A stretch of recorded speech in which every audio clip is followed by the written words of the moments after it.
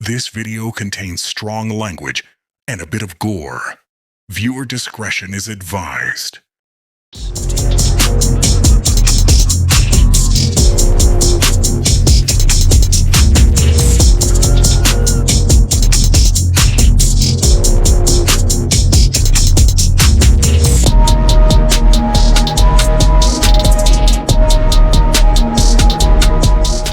Good evening, everybody. My name is Mr. K. Sardonicus, and welcome to my Vault of Horror.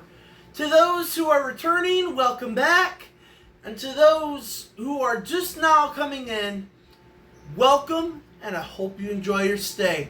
Today we're going to be continuing our mini-series of 15 horror movies that actually scare me, and this is part 2. So, without further ado, let's get into the intro and number 10.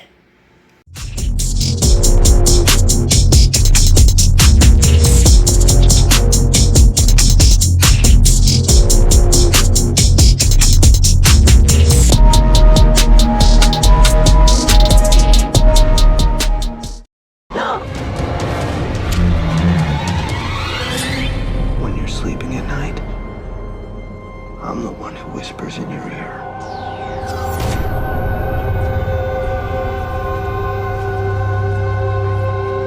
At number 10, we have an incredibly underrated gem from the late 2010s. This is the 2016 horror film, The Evil Within. The Evil Within is just pure fucking nightmare fuel from beginning to end. And the characters can be equally as hateable or relatable in some ways.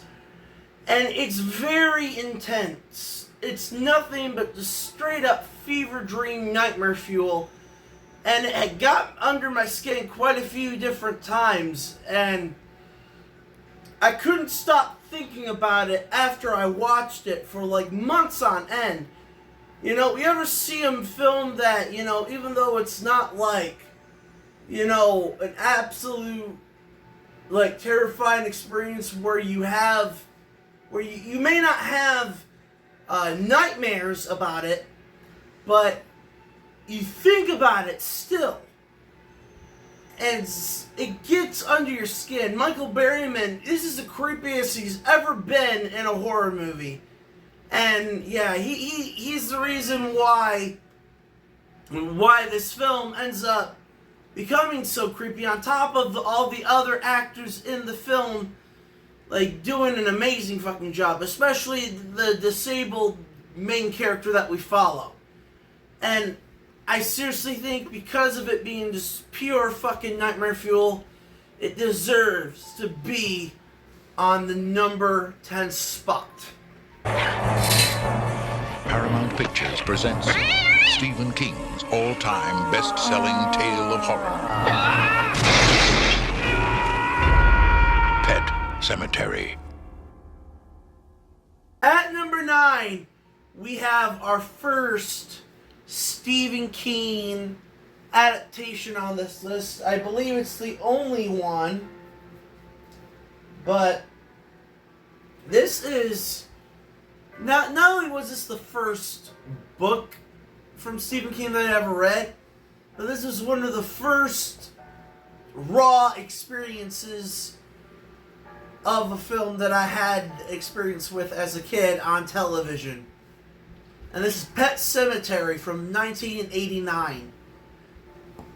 Let me just tell you, the first time that I saw a glimpse of this film was like before on my previous, on my part 1 of this list, where I mentioned Fright Night, where I said that the first time I got frightened of that film was when I saw a scene of it on cable television.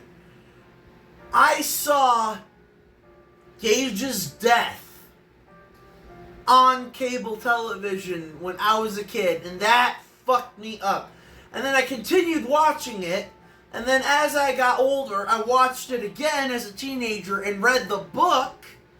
I'm like, I will tell you, this is the scariest tale that Stephen King has ever written, and it's the scariest film ever adapted into Stephen King. I'm telling you, this is literally one of the most gut-wrenching stories that Stephen King has ever written, if not the most gut-wrenching. This is seriously effective. And while the movie doesn't tackle everything from the book, it still deserves to be on my number 9 spot. Roy Scheider, Robert Shaw,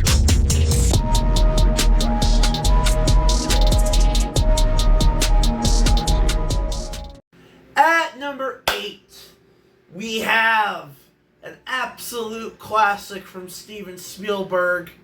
You know it, you love it, the world can't live without it. This is Jaws, the original Jaws. Let me tell you something. This film, not only did it just scare me, but I fell in love with sharks afterwards. I'm not afraid of them. I love supporting them and protecting them. I became almost like my own kind of shark activist. Even after watching shark movies throughout my entire life, because I'm obsessed with sharks. Jaws got me obsessed with sharks for the longest time.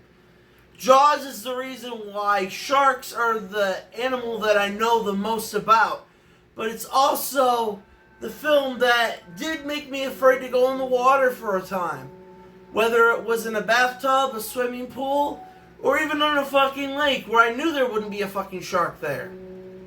Jaws is absolutely a classic, and it still scares people to this day. And it seriously is one of the most effective horror movies ever to be fucking made. And Steven Spielberg deserves credit for that. And then Peter Benchley, he does an amazing job with the story that he wrote.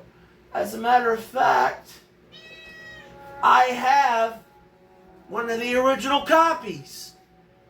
And this is a treasured possession of mine. I read this all the fucking time. So yeah, Jaws definitely deserves to be on this spot on my number 8.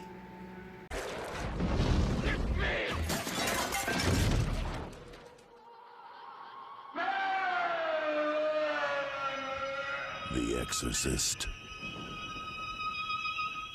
At number 7, we have another 70s classic. But this is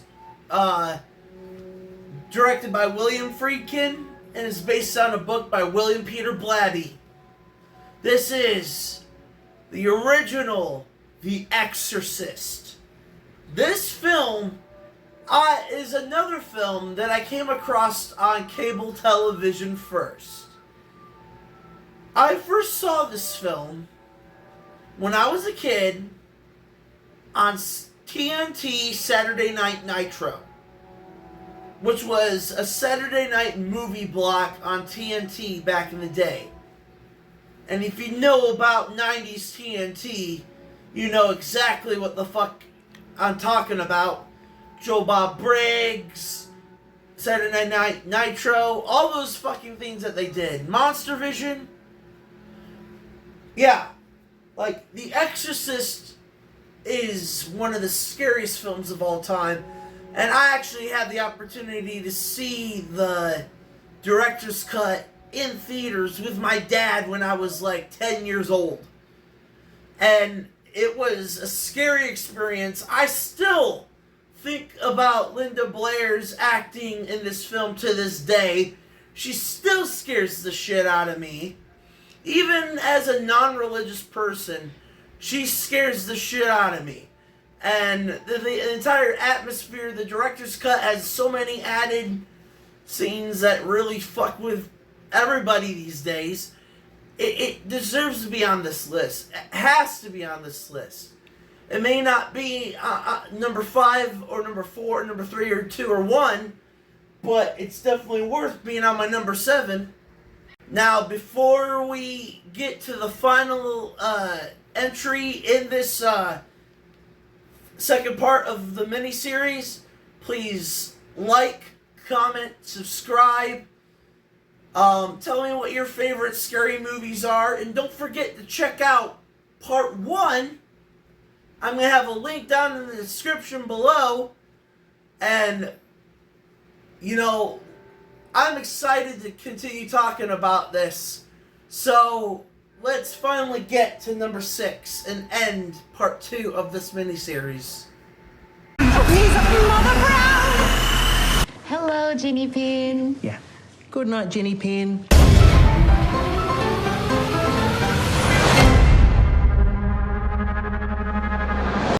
And at number 6, this is the most modern horror film on this list, and I saw it last year, and I've covered it on a couple of my other videos.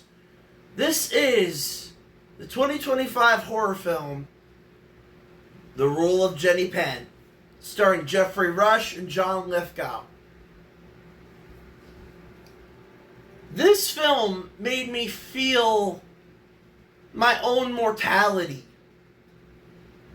and have a new fear of having to be admitted into a nursing home or a group home, because this film is set in reality to the point where, even with the hallucinations and the nightmares, it feels like this could happen to your great-grandfather or something that lives in a nursing home, or even yourself if you're having the fear of your fucking grandchildren or your regular children, if you're old enough, admitting you into a home.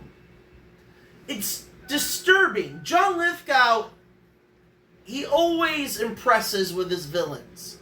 And he's scary as shit in this. Scary as he's been in years. He hasn't been this scary since he was the Trinity Killer in Dexter. Okay? That's how scary he is in this movie. And Jeffrey Rush, you feel sorry for him for what he's having to go through.